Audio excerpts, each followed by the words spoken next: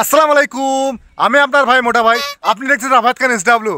আজকের ভিডিওটা কিন্তু খুবই সুন্দর হতে চলেছে, কারণ আপনাদেরকে আজকে এমন দুজনের সঙ্গে দেখা করাবো।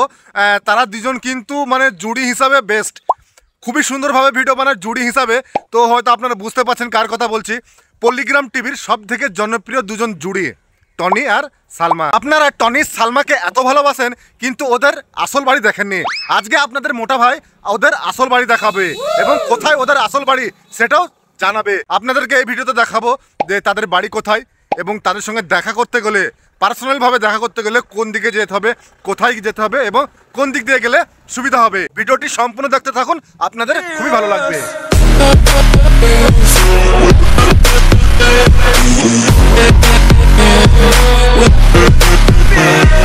ফাইনালি বন্ধুরা, আমরা ঢুকছি এখন আমতলাতে।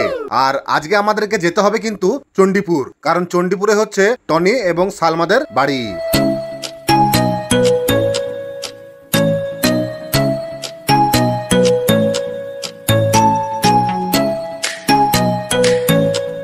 ফাইনালি বন্ধুরা, আমি চলে এসেছি চণ্ডীপুরে। এই চণ্ডীপুরে আসা খুবই সহজ। আপনারা যদি বহরমপুর থেকে রাধানগর ঘাটে যাওয়ার বাস ধরেন, তাহলে আপনারা খুবই সহজে এই চণ্ডীপুরে নামতে পারবেন। আর আমি যেখানে দাঁড়িয়ে রয়েছি সেটা হচ্ছে চণ্ডীপুর মোড়, মানে যেখানে আপনাদেরকে বাসে করে নামিয়ে দেবে সেই জায়গাটা। আর এই যে চায়ের দোকানটা দেখতে পাচ্ছেন, এই চায়ের দোকানটা মাঝে মাঝে টনি ভাই যখন বাড়িতে থাকে তখন চা খেয়ে যায়। ফাইনালি বন্ধুরা, আমার আপনার সবার প্রিয় পল্লিগ্রাম টিভির সব থেকে জনপ্রিয় নায়ক টনির বাড়ি। তো ভাই, আপনারা তো দেখতে পাচ্ছেন টনি ভাইয়ের বাড়িটা কত সুন্দর, কত সুন্দরভাবে সাজানো গোছানো, অনেক বড় বাড়ি। আপনাদেরকে একটু জানিয়ে দিই, শুধুমাত্র শুক্রবারে পাবেন টনি ভাইকে বাড়িতে, কারণ বাকি 6 দিন সবসময় ভিডিওতে ব্যস্ত থাকে। শুধুমাত্র পল্লিগ্রাম টিভিতে শুক্রবারে বন্ধ থাকে বলে শুক্রবারে বাড়িতে টনি ভাই থাকে। আমি ঠিক দাঁড়িয়ে রয়েছি টনি ভাইদের বাড়ির পাশে একটি জায়গাতে। তো বিষয়টা হচ্ছে আজকে শুক্রবার, টনি ভাই নিজের কাজে ব্যস্ত থাকে। তো টনি ভাইকে ডাকলাম।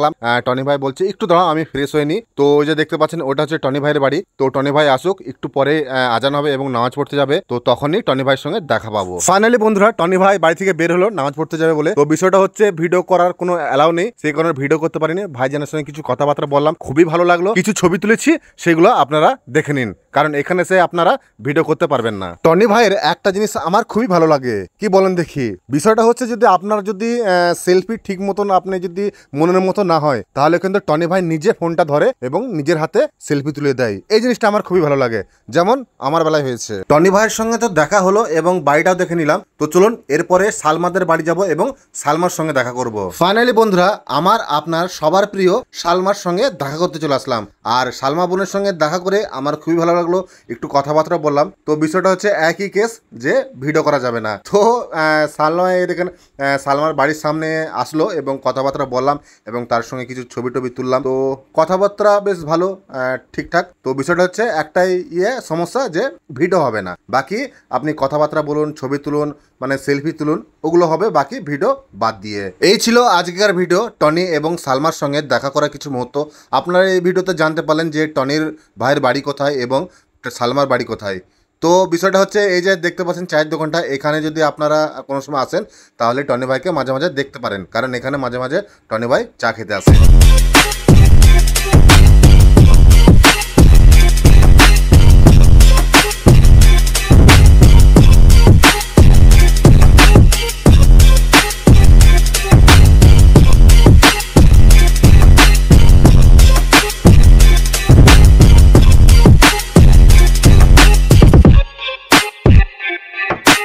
চণ্ডীপুরে এসে আপনারা যদি ছোট ছেলেকেও জিজ্ঞেস করেন যে টনি এবং সালমাদের বাড়ি কোথায়, তো তারা কিন্তু সবাই দেখিয়ে দেবে, কারণ চণ্ডীপুর মোড়েই ওদের বাড়ি, আশেপাশে বাড়ি। আমরা টনি এবং সালমার সঙ্গে দুজনের সঙ্গেই দেখা করলাম, তো খুবই ভালো লাগলো। তো আমি এখন আছি চণ্ডীপুর, এখন যাচ্ছি বাড়ি। তো বিশেষ কারণবশত, মানে সিকিউরিটি পারপাসের জন্য আমি চণ্ডীপুরে এসে কোন গলিটা দিয়ে সালমাদের এবং টনিদের বাড়ি যেতে হবে সেটা দেখালাম না, কারণ সিকিউরিটির ব্যাপার আছে। তো বিষয় হচ্ছে, এই ছিল আজকের ভিডিও। আপনাদের এই ভিডিওটি কেমন লেগেছে অবশ্যই কমেন্টে জানাবেন। তো এর পরবর্তী ভিডিও কাদের বাড়ি দেখতে চান সেটি অবশ্যই কমেন্টে জানাবেন। তো চলুন, দেখা হচ্ছে অন্য কোনো আর এক নতুন ভিডিওতে। ততক্ষণের জন্য ভালো থাকবেন, হাসতে থাকবেন। খুদা হাফেজ।